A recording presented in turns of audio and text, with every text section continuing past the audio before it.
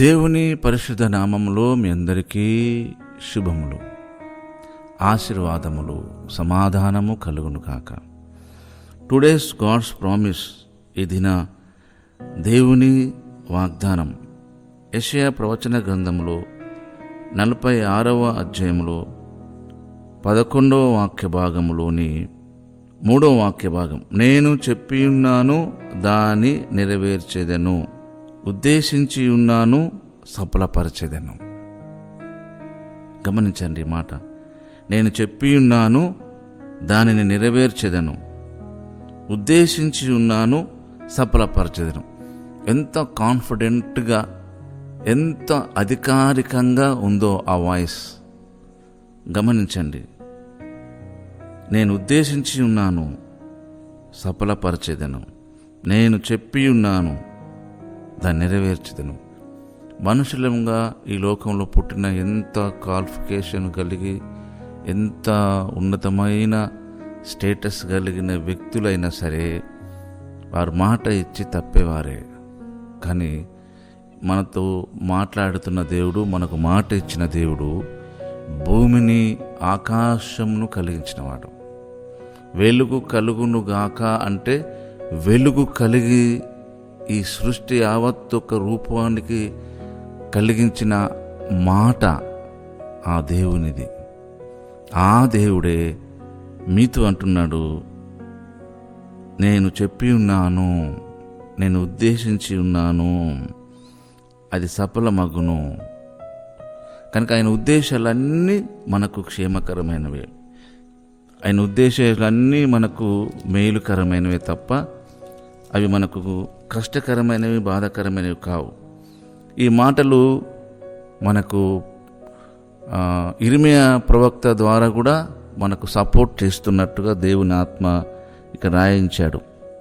ఇర్మియా గ్రంథము 29వ అధ్యాయము 11వ వాక్యములో, నేను మిమ్మల్ని గూర్చిన ఉద్దేశించిన సంగతులు నేను ఎరుగుదును, రాబో కాలమందు మీకు నిరీక్షణ కలుగుతున్నట్లుగా అవి సమాధానకరమైనవే, ఉద్దేశాలే కానీ హానికరమైనవి కావు. ఇదే యెహోవా వాక్కు.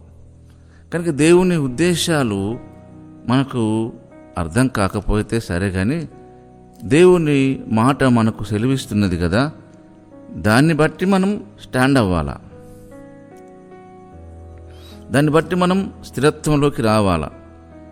నేను చెప్పి ఉన్నాను దాన్ని నెరవేర్చెదను, ఉద్దేశించి ఉన్నాను సఫలపరచెదను.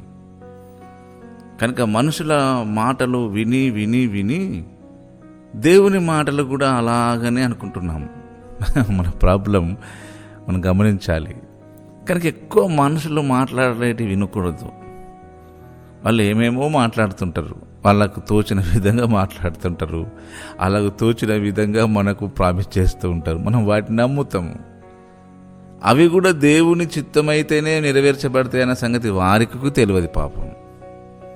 అయితే మనం తెలిసిన వారంగా ఈరోజు దేవుని మాటల మీదనే లక్ష్యం ఉంచాలి. యాయిరు కుమార్ చనిపోయినప్పుడు యాయిరుతో మాట్లాడతారు, వారు చెప్పిన మాటల మీద లక్ష్యం ఉంచకు, వారు చెప్పిన మాటల మీద లక్ష్యం ఉంచకు, భయపడకము అన్నాడు దేవుడు, నమ్మిక మాత్రము ఉంచుము. ఈ మాటలు మీరు గమనిస్తే మార్కు సువార్త 5వ అధ్యాయములో రాయబడ్డాయి. 35వ వాక్యములో 36వ వాక్యములో యేసు వారు చెప్పిన మాటల లక్ష్య పెట్టక భయపడకము, నమ్మిక మాత్రం ఉంచుము అన్నాడు. గమనించారా? సమాజ మందిరపు అధికారి వచ్చి బోధకుని శ్రమపెట్టకు, మీ అమ్మాయి చనిపోయిందని సింపుల్గా చెప్పేస్తాడు. ఆ మాటలు విన్న ప్రభు అంటాడు, వారి మాటలు లక్ష్య పెట్టకండి. మీరు ఎప్పుడు మనుషుల మాటలు లక్ష్య పెట్టకండి, మనుషుల మీద దృష్టి పెట్టకండి, ఎన్నడూ మనుషులను ఆశ్రయించకండి. కనుక అద్భుతం ఏంటంటే, దేవుడు కొన్నిసార్లు ఆ మనుషులనే వాడుకుంటాడు. ఆయన వాడుకోవడంలో ఆయన పద్ధతి, ఆయన పక్షంగా అది న్యాయమే, అది సత్యమే, అలాగే ఉంటుంది. కానీ మనం మాత్రం మన ఫోకస్ దేవుని మీదనే పెట్టాలి.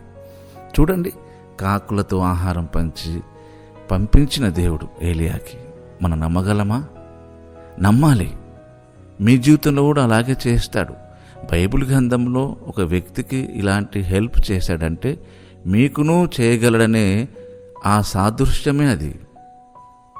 కనుక మీరు ధైర్యంగా ఉండండి, దేవుడు మీకు సహాయపడతాడు. ఈ యెషయా గ్రంథము 46వ అధ్యాయంలోని 11వ వాక్యము, నేను చెప్పి ఉన్నాను, దాన్ని నెరవేర్చేదను, ఉద్దేశించి ఉన్నాను, సఫలపరచెదను. పరిశుద్ధుడు అయిన మా తండ్రి, మీకు వందనాలు. మా ఎడల చేసిన ఉపకారములన్నిటికై స్తుతి చెల్లిస్తున్నాం. ఈ వాగ్దానం బట్టి కూడా నీకు వందనాలు చెల్లిస్తూ యేసు నామములోనే ప్రార్థిస్తున్నాము తండ్రి. ఆమేన్.